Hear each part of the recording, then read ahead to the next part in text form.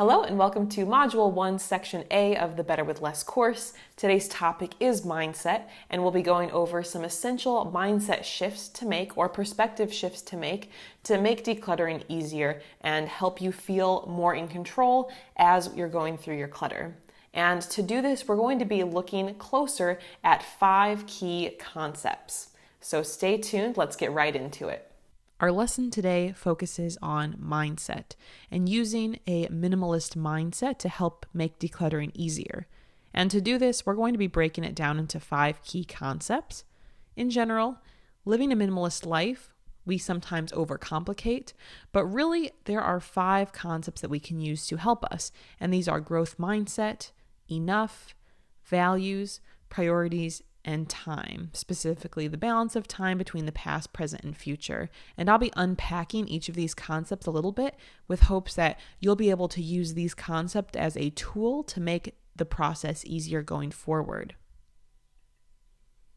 First, let's start with growth mindset. First, just in general, a growth mindset means that you believe you can improve and accomplish your goals.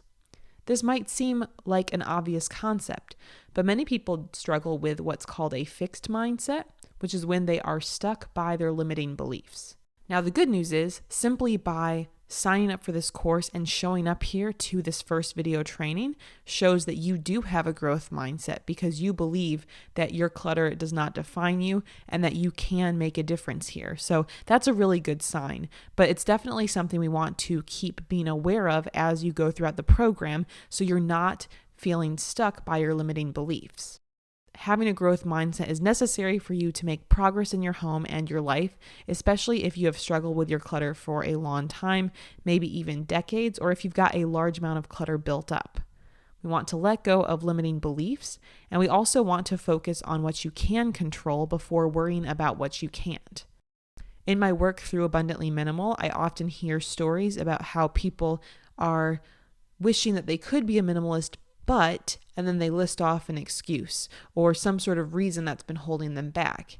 And while many of these are definitely valid and would add a lot of stress or frustration to life, I don't think we need to believe that we're not able to achieve it just because of these excuses or these limiting beliefs. There are so many examples of people from all different backgrounds who are able to live this kind of lifestyle and who can do it, so you can too. The word enough is also incredibly powerful and can be a great check-in for yourself on this decluttering journey.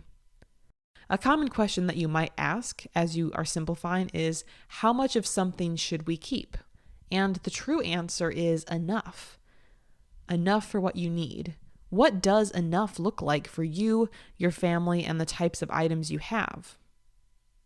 If we can make a mindset shift from more, which a lot of societal factors tell us we need to be worried about, to enough, that is going to change the numbers of how many items we think we have to have in different categories. Because certainly having enough looks very different than having, more and more and more.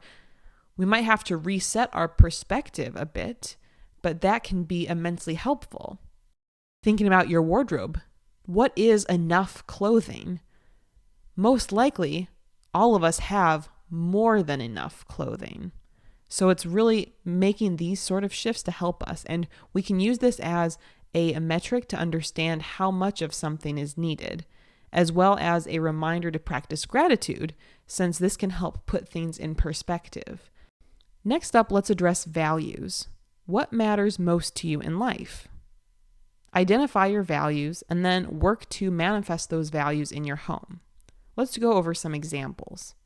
Perhaps you value family, but do you feel like family is reflected in your space?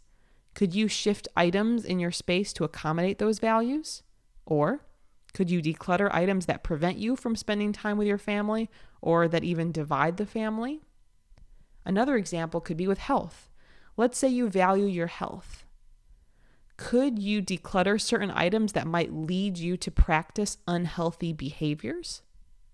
Or could you shift your focus to prioritizing items or habits that are going to help you reach your health goals? You can think about these values as an anchor that can help guide your decisions. And to go beyond our physical clutter, ask yourself if these values are currently being reflected in your use of time, money, energy, and attention, which are the 4 main currencies of life. And ideally, our values are aligned to these different factors. So they're aligned to the way we spend our time, how we spend our money, what we give our energy and attention to. Next, let's move into priorities. As you are decluttering, it is important to think about your priorities and how they are reflected in the items you choose to keep. In life, if we keep everything or prioritize everything, nothing is special. Instead, we must prioritize what is most important and let go of the rest. One thing I like to say is keep the best, declutter the rest. It's also important for us to remember that if we say yes to something, you are saying no to something else. And this pertains to those currencies of life I talked about on the previous slide: time, money, energy, and attention. We don't often realize it, but yes and no often interact in pairs. So you saying yes is a no to something, you saying no is a yes to something else.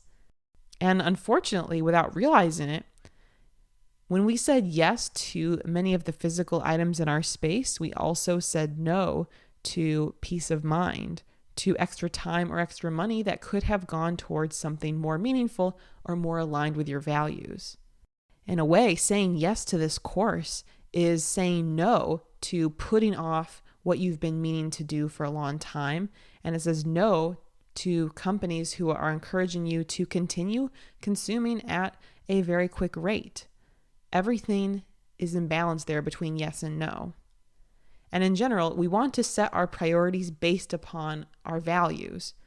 So the priority piece is more related to the action than the belief itself. So I think they do fit really well hand in hand. Finally, let's look at time. Time is an interesting concept, as well as how we remember it and organize it. And typically, we are motivated to declutter items from our past because we want a better future, or we realize that the future we are seeking is not one that is constrained by the past. So with that in mind, we can honor and celebrate our past without keeping everything. And I want to help you through this process as we work through this throughout the course. We can make good choices in the present to prevent new clutter from accumulating. We're going to be working on developing some systems to help you do that. And that can mean a lot of other positive benefits in your life as well. And we can deal with our clutter now to prevent ourselves or others from dealing with it in the future. Of course, it is important to point out that decluttering can be a time-consuming process, but it can be a very intentional use of our time. As we go through the next modules together, I hope you'll see this work not just as a path to a simpler destination, but as a meaningful journey that you can grow from. That wraps up the 5 key concepts, but you do have a homework assignment for this module. This week, you've got a short 1-page printable with a few key questions to help you reflect and get super clear on what your values are for this particular course. I know you might be tempted to just skip over it and jump right into the next module, but I really recommend following the steps in order, not making shortcuts now. Working through this and having that clear purpose is going to help you so much as we proceed in the future. So I hope the homework assignment goes well, and I'll see you in the next video.